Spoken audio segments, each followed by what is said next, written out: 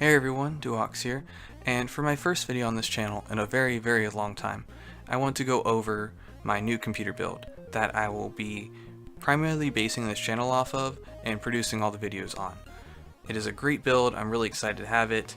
It's been fantastic after been using laptops and gaming laptops for the last 2-3 years that have been good but pretty slow and not quite what I was hoping for gaming and production. So it's really been my first chance to have a modern, fully working PC in a good while, and I'm really excited about this build. See where it's going to go in the future. So for this first video, I really want to overview the parts that I have in the system, starting with the CPU, which is going to be probably the main focus for a good while here, and that is the Ryzen 7 1700X, which has been a fantastic chip. I'm very much enjoying this chip, and I'm really interested to see what more it can do, but I've already pushed it pretty far and it's been fantastic. I've got that paired with the Asus X370 Prime Pro, I think, and that has been a pretty good motherboard so far. It's done some really great things. It has some hiccups, has some issues. I'll get to that later. I also have the Corsair Vengeance 3000 MHz RAM 16 gig kit. That's been good too, however it's not quite at its rating, which I'll get into more. I've got a Corsair H110 cooler, which has been fantastic for cooling the system, if a bit loud with the stock fans. Hopefully sometime I will save up and replace those fans with something a tad bit more quiet and efficient. I will also talk about my AMD RX 480 graphics card in here, which is a great graphics card, very powerful. Blows me away with how capable it is in games, especially after been playing games on a Ultrabook for a good while, and then a gaming laptop a little bit before that that was also kind of older and not really up to the task. So the 480 I know is a mid-range, but it's still fantastic for my use and what I use it for, primarily 1080p gaming. So that's going to stay in this system for a good while, and going to see what I can pull out of that card, though it's probably not the best binned RX 480. We'll have to see. So overall, what are my results for this system? I really want to get into that because this is the hot new system on the block, the Ryzen 7 1700X, 1700, 1800X. What actually I found after reading a lot of reviews online, seeing what people get, and seeing kind of like the binning statistics, is that the 1700X and 1800X are effectively almost the same chip. It's kind of crazy how similar they all are. They are slightly binned, however they all seem to get about 4 gigahertz on the clock, and for those new to computers, that is basically kind of their performance, sort of, relative to other chips of the same SKU, of same production method and company. So for Ryzen 7 chips, you can kind of directly compare performance on those chips with the clock rate. Higher clock rate is just going to mean you can do more work with that CPU because it's operating more times in a second or whatever. Yeah, so 4 gigahertz is 4 billion times a second, I think, or something like that. It can do operations. Pretty impressive, and really blown away with some of the computational power of the system.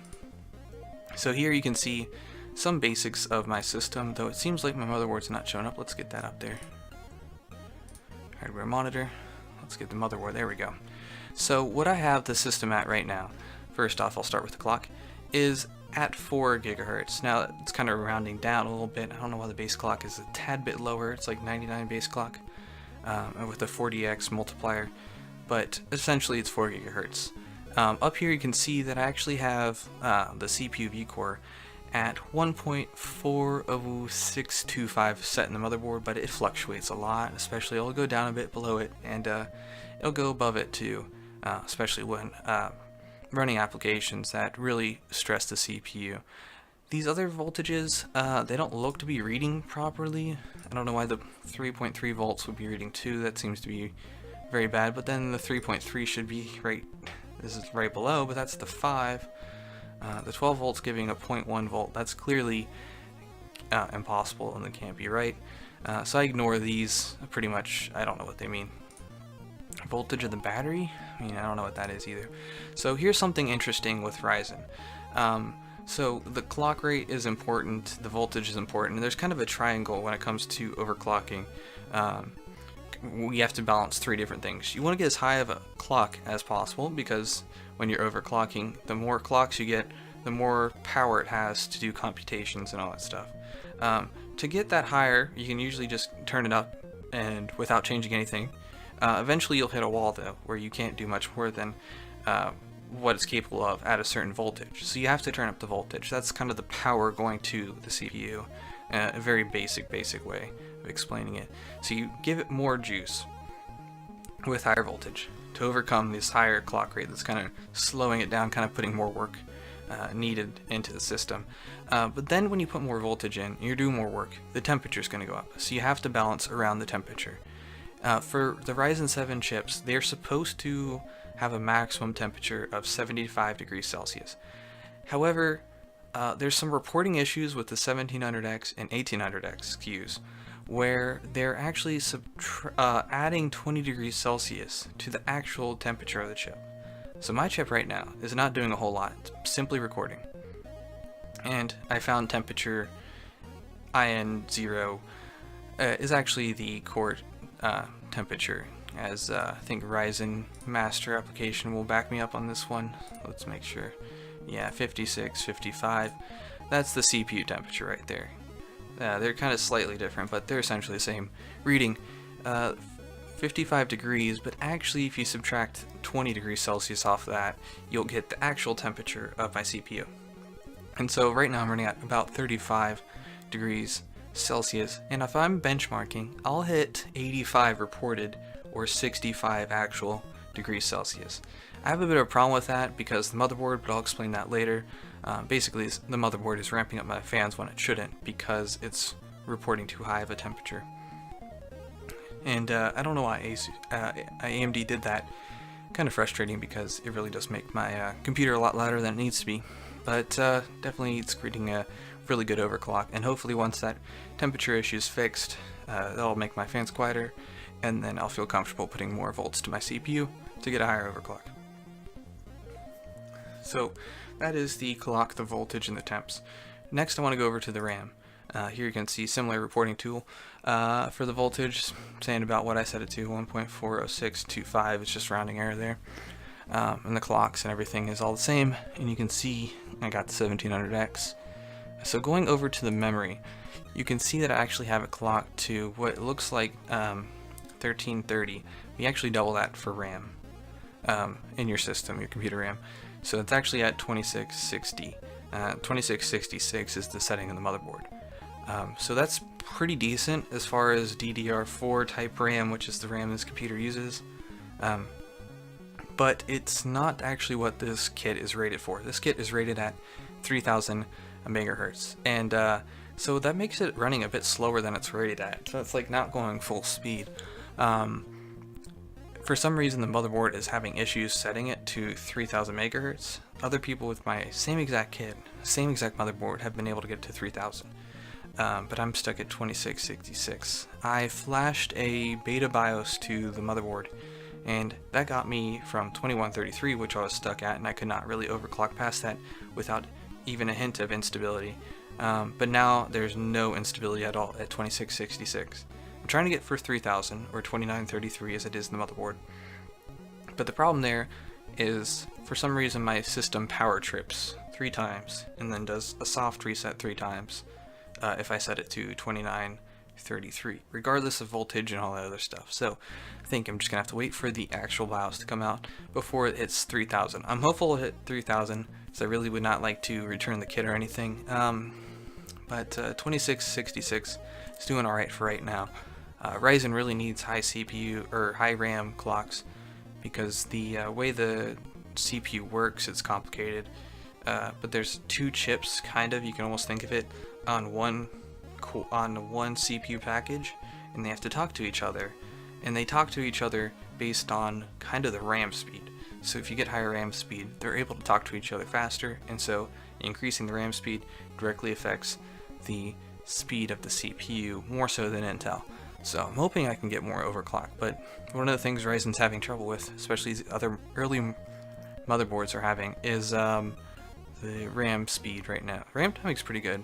It should be 15 clocks there for the cast latency, but I don't know why Ryzen wants to make sure it's an even number when it's reporting it. So over here you can see the SPD.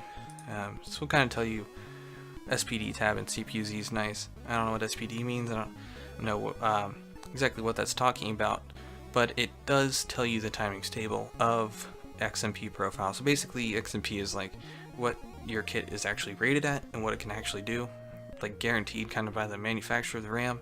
If I was sticking this stick into an Intel system, I could get 1500 megahertz times 2, 3000 at my current rating. Problem is, right now, I don't know why, but setting the XMP profile on the motherboard is not doing it for the 3000. So that is a bit of an issue. However, if you want to find out what your proper timings are, you can come here in the SPD tab and set them there. I have the 1.35 volts on the RAM kit. I've even tried overvolting it, but did not make a difference for my timing. The other one I wanted to go to is really my RX 480, which would be under GPU-Z. And the RX 480 has been a really good chip so far. It's incredible what power it can really run games at.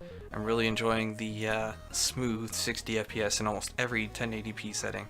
But I only have one problem, is my ASIC quality doesn't seem that great because I'm higher than 10% of similar GPUs. So AMD does ASIC quality different, so I think you want it lower, but then mine doesn't seem to be doing so well compared to other cards. I'm slightly below average on this RX 480 as far as clock rate. I have it set to 1340 maxing out, which is okay, but I've heard people getting it to 1380, 1400 even, and I think I had some issues with my system crashing at 1350.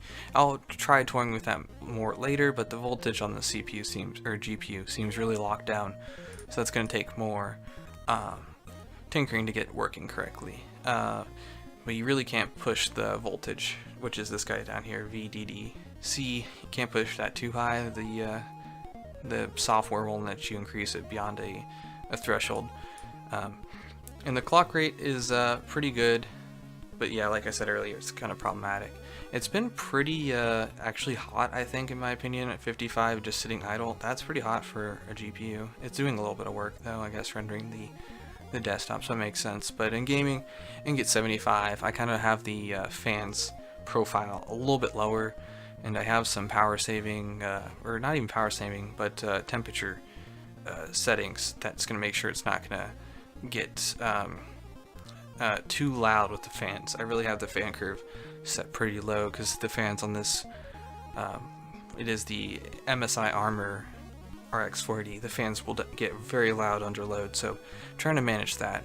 You can see the fans periodically kick in to just blow some cold air over the MOSFETs and all that good stuff.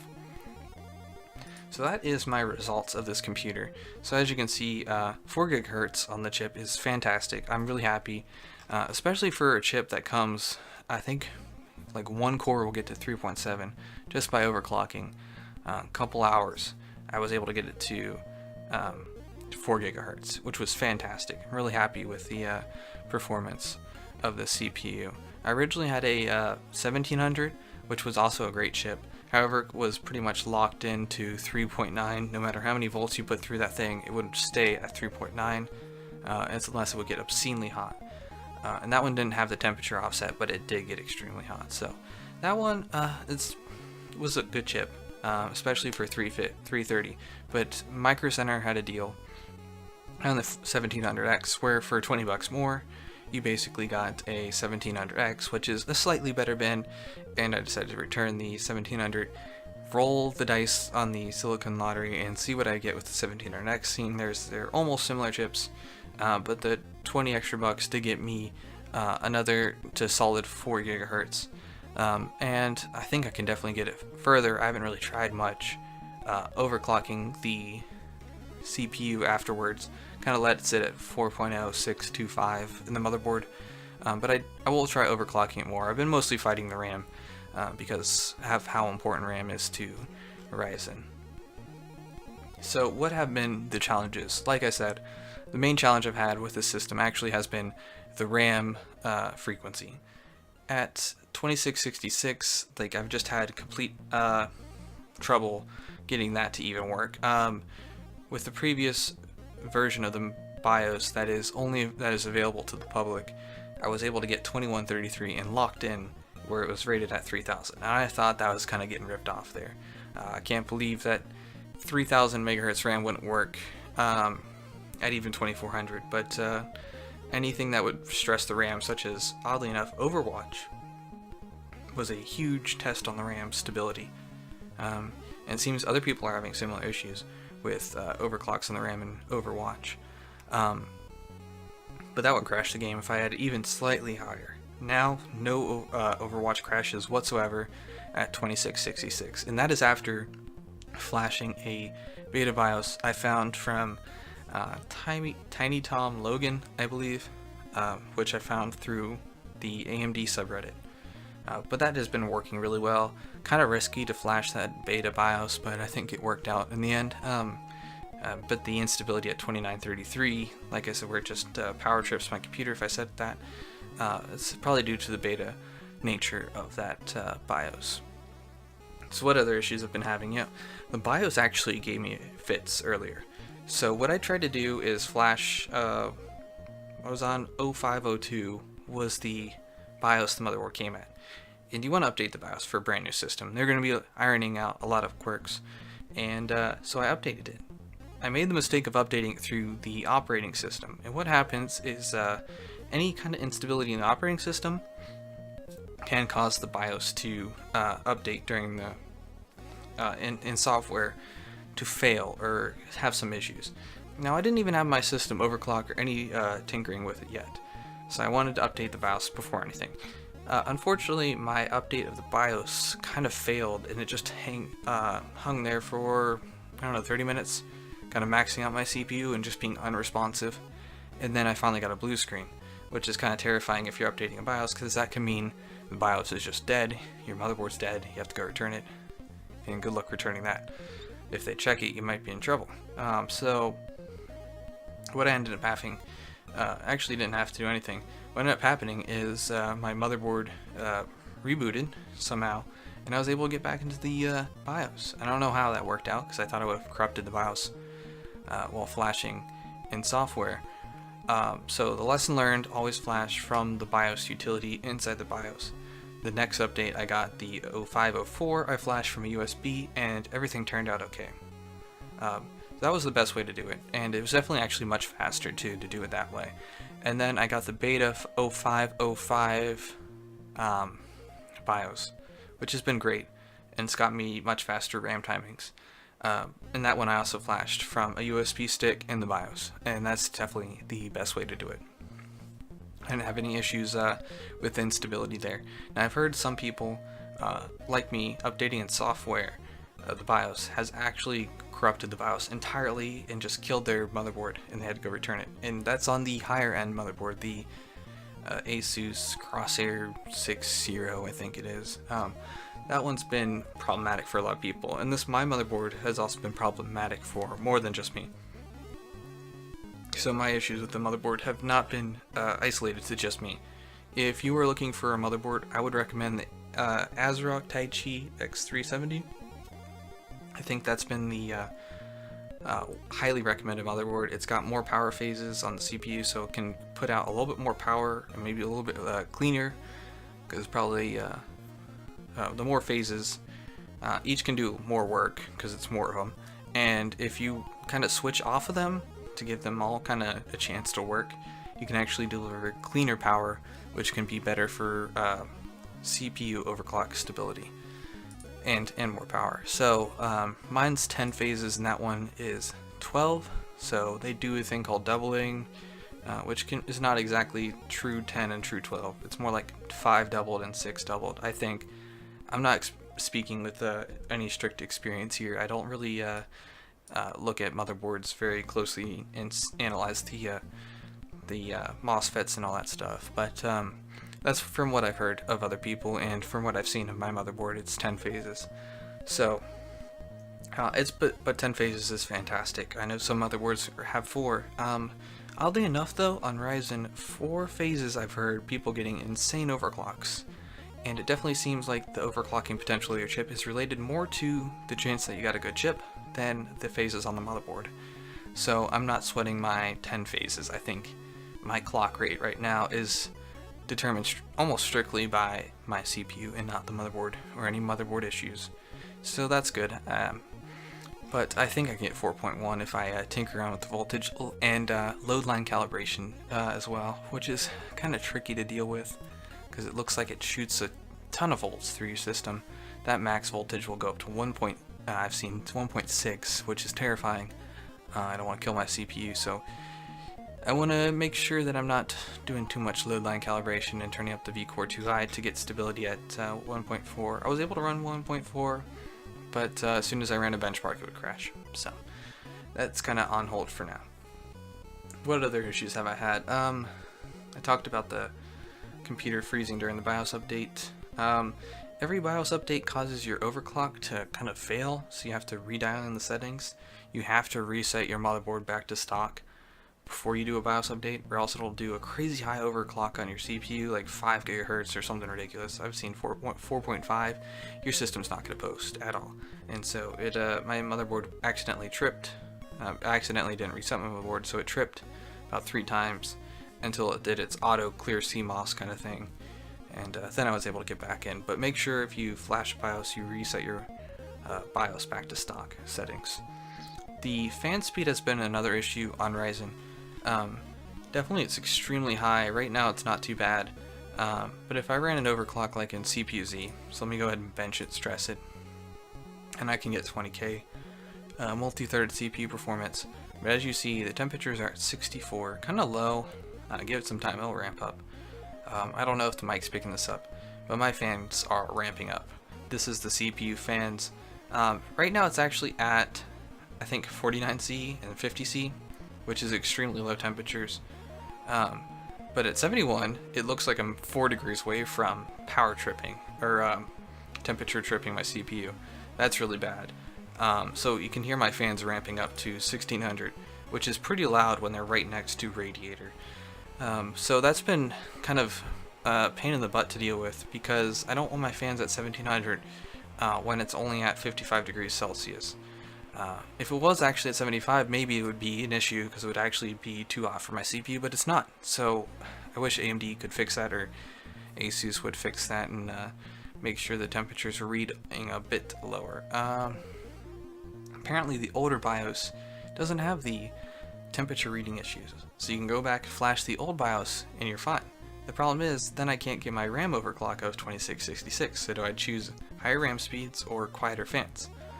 For now I'm going to choose the higher RAM speed because I'm not that sensitive to fans noise, but it's definitely there if you are bothered by it. So another one, kind of a first world problem, but the ASRock board that I was talking about, it's a similar price, the Taichi, similar price. It includes Wi-Fi and Bluetooth module, which mine I bought separate, and more phases, and it's all for about the same price. But I bought my system at Micro Center, and that was exclusive at Newegg, I think, for the time being. And stock has been really bad on the X370 motherboards, really bad for a lot of people. There's been a lot of complaints about how people just can't get a motherboard for their CPU, and a lot of builds are incomplete right now. So thankfully I avoided that by going to a physical location, but buying online, that's been a huge issue for people. So this Ryzen launch has been a little bit rocky with the BIOS, the motherboard, and all that stuff. Primarily in motherboards and BIOS has been a real issue in how they relate to RAM, fan speed, availability. But it's been incredible for my CPU, the performance I'm getting, like 20,000 multi-thread. I'll just bench it real quick here. Let's put it up against, I guess the 7700K is kind of the mainstream top-of-the-line Intel CPU. If we bench it, we'll see that CPU-Z we get actually pretty similar single-thread performance, but that's because that's at 4.2, most 7700X or Ks, sorry, they can get up to 5 GHz. So they'll actually have a faster single core, which is good for gaming. Gaming is heavily single core dependent, not multi-thread.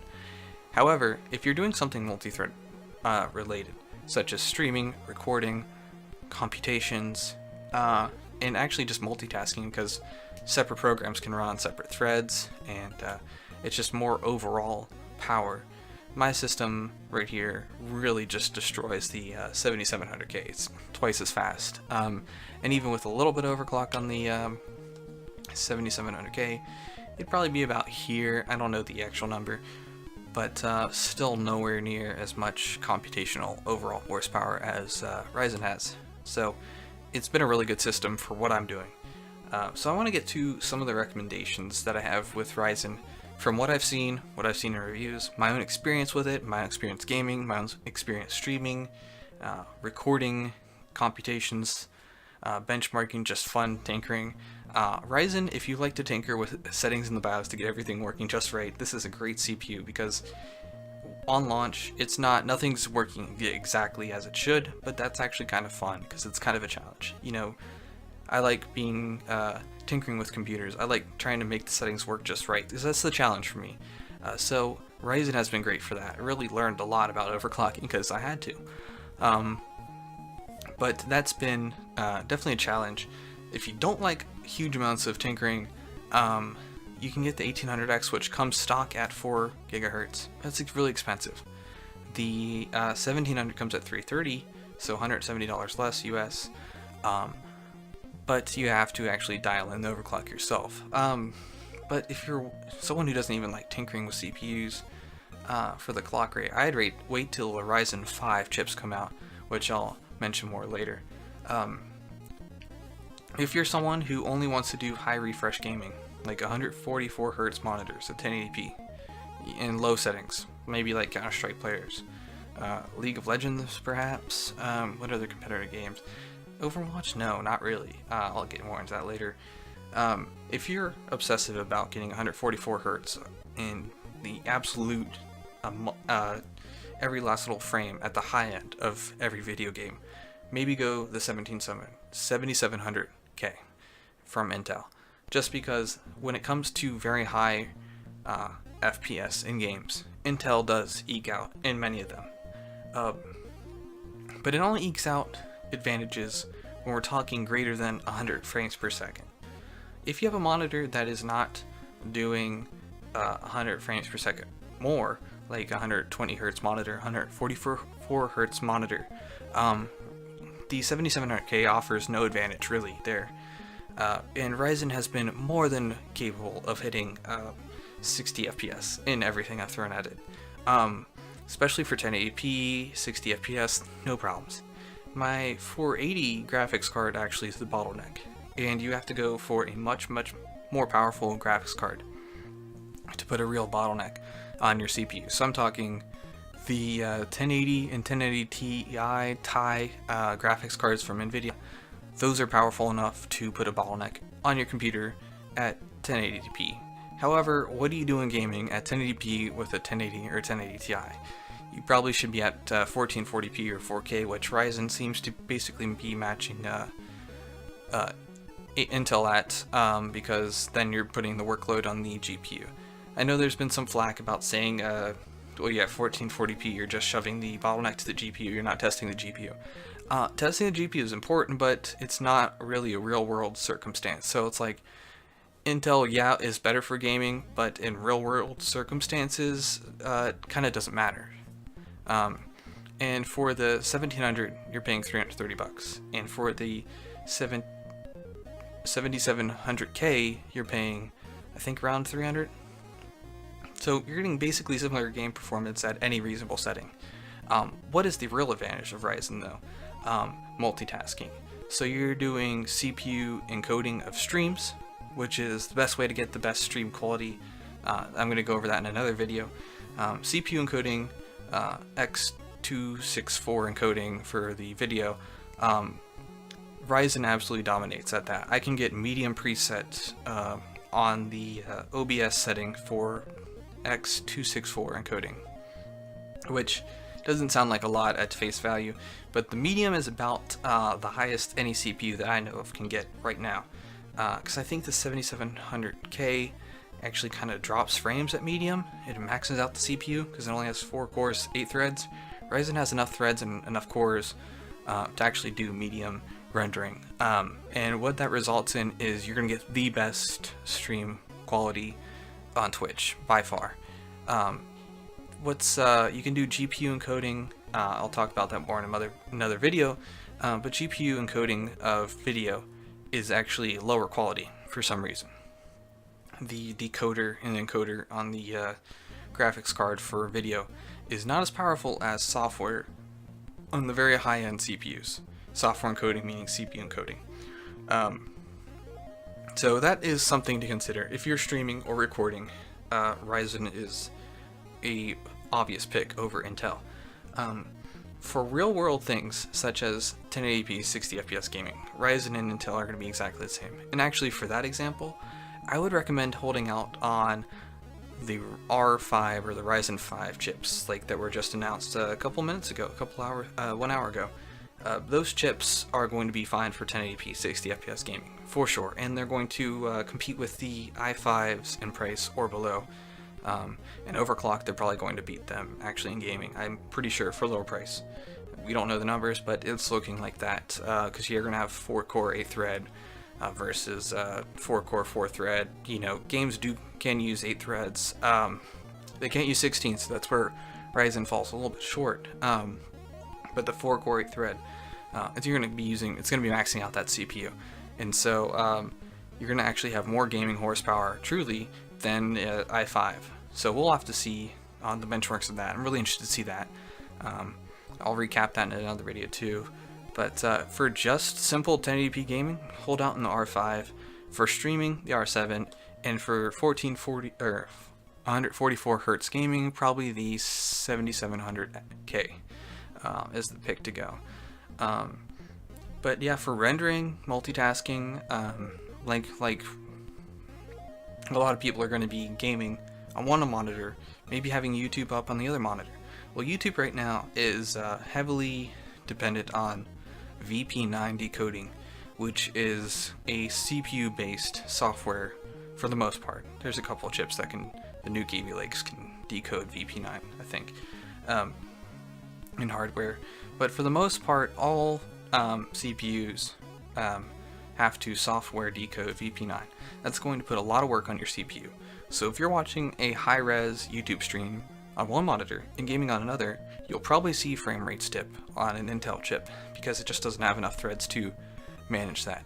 With the Ryzen 7, the games don't use all the threads, which means the other threads that are waiting for work, they can go ahead and decode the YouTube stream. I don't know, on my laptop, I actually have some issues with 1080p 60 FPS videos because the Ultrabook CPU is just not fast enough to decode VP9, and so MP4 is preferred on my laptop.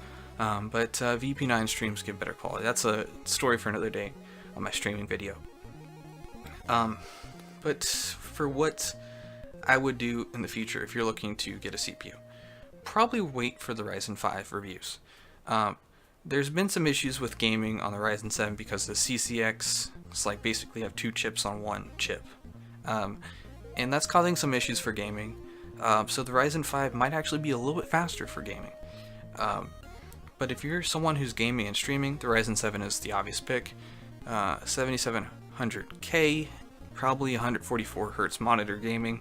But here's the thing, even for that, I've said that 144 hertz monitor for Intel, but Overwatch I'm able to hit over 140 hertz at 1080p with RX 480 in my CPU. So I don't know if that's necessarily true. I'm not sure what games you're trying to play at 144 hertz, like competitive games obviously, but it's kind of hard to say what the true use case of Intel is right now, because it does do faster in games, but there's more to that story.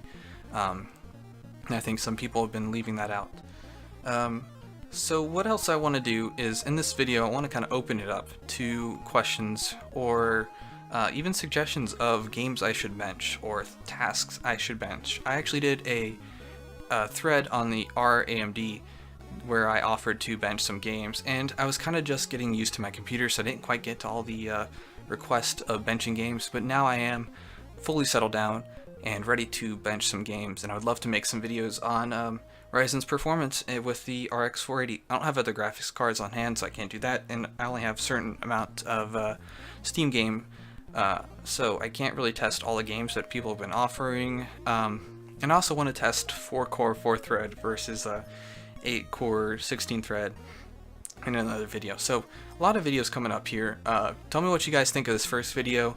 Kind of my test run. A little nervous because, you know, you're talking to nothing. It's a little challenging, kind of making what I'm saying going up as I go along. But it's gonna be cool going forward on this channel. I'm really excited.